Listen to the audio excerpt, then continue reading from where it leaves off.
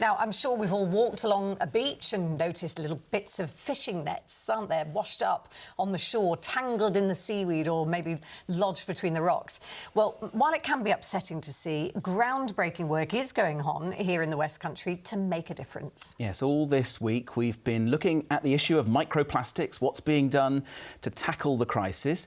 Tonight we look at how fishing nets, which have come to the end of their useful life, are now being brought here from harbours all over the country to be recycled.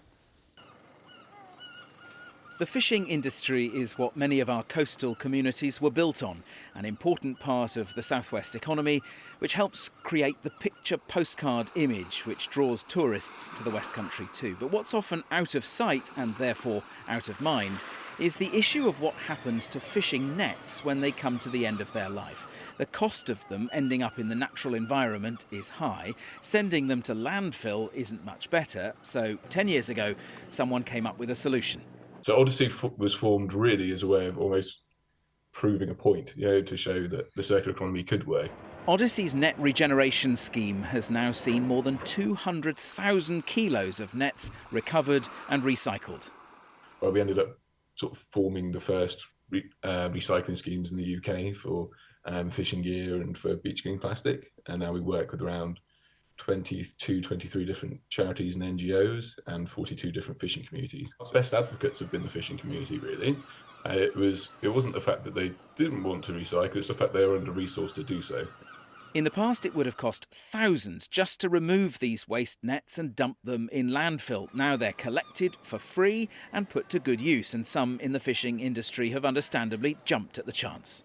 They provide an excellent service for us, and I think last year alone they took approximately 180 cubic metres of redundant equipment, but also within that they've rolled the programme out further so that the old fish boxes can be reused, the children's buckets that are left here from the tourists for the crabbing. If you can reuse what you've got, and it may be in a totally different form, that's got to be good. It's got to be good for the environment.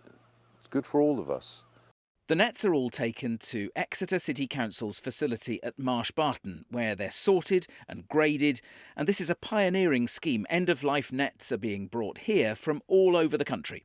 These are nylon fishing nets. This lot has come from Newlyn in Cornwall. We also see other types of trawl net and polypropylene ropes.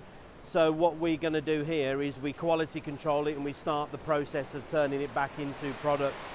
How much of this are you seeing then, this fishing net? Oh, so we can see around 8,000 kilos of this a month, this particular one type of net. That's amazing. Yeah. Just as we were talking, another lorry load of nets arrived in Exeter, ready to be sorted and sent on to the next phase of its life. So here we have an example of the net that we see in its largest form. So we have polyethylene net, polypropylene rope. The components are sorted and shredded into smaller and smaller pieces and eventually become plastic pellets, the raw material ready to be turned into kayaks, bins, clothes and even carpets. Just about everything we throw away can have some sort of value. From every living room, everything that we throw away, that should be recycled is a resource. And whether that's from a living room or from a business or from a port or from a harbour, these are valuable resources that need a new life.